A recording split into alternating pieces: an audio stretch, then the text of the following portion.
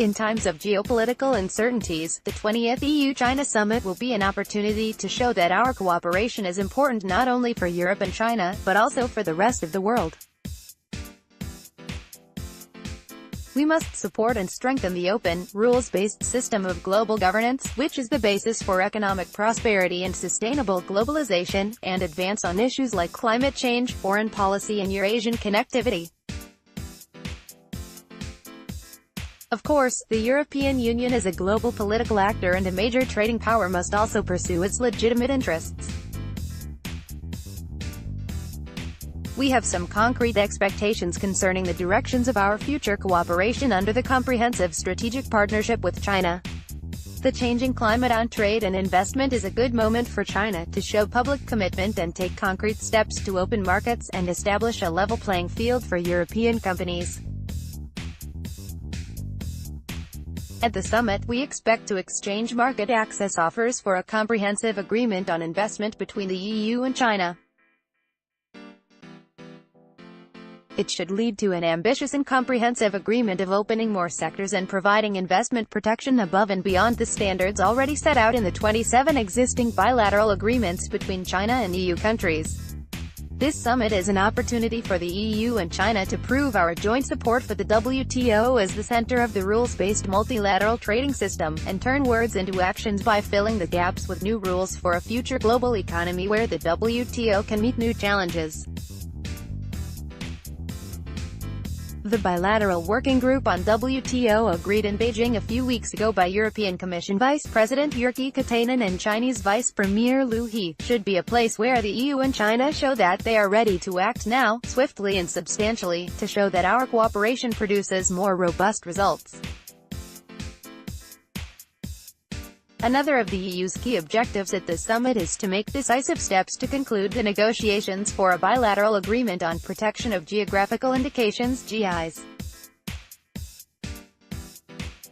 This will allow better protection of well-known European food brands in China. Conclusion of this agreement would make it the first international trade treaty between the EU and China, and send a strong signal for future cooperation in trade and investment. We have also agreed to extend our cooperation under the EU-China connectivity platform. We will need to create synergies between China's Belt and Road Initiative and the EU's own approach on sustainable connectivity between Europe and Asia, and we agreed to explore complementarities and synergies in this field that is crucial for both China and the EU. The EU is currently working on a strategy on connecting Europe and Asia, to be released in the coming months.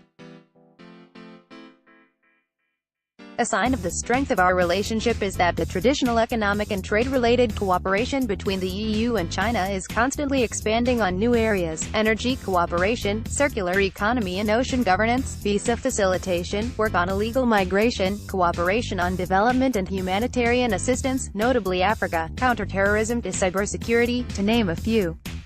We also want to make further progress on foreign and security policy, to move from common aspirations to specific and targeted cooperation. China's constructive engagement has helped the continued implementation of the nuclear deal with Iran. Similarly, the EU and China must support the de-escalation on the Korean peninsula, where we have recently seen positive developments with regard to inter-Korean relations and where there is much international support for the reconciliation process as well as the dialogue between the DPRK and the US. Human rights are always on the summit agenda. The EU-China human rights dialogue that took place on July 9 in Beijing confirmed that this is an integral, important part of our relationship, one on which there are divergences but on which we can exchange in a constructive manner. Last but not the least, in a world that is facing unprecedented climate and resource challenges, China and the EU recognize both the need for and the opportunities that come from transformation to a green, low-carbon, circular economy. The EU and China are leading through action on climate, to deliver their Paris commitments by moving from words to policies and measures, such as carbon pricing and emissions trading, that cut emissions now and into the future.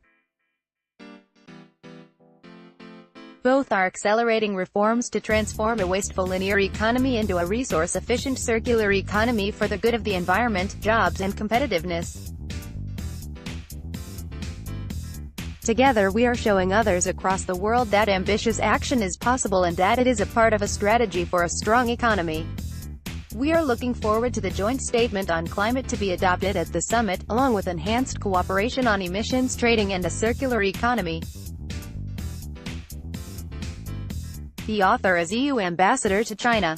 Opinion at globaltimes.com. CN newspaper headline: EU-China summit to support rules-based system.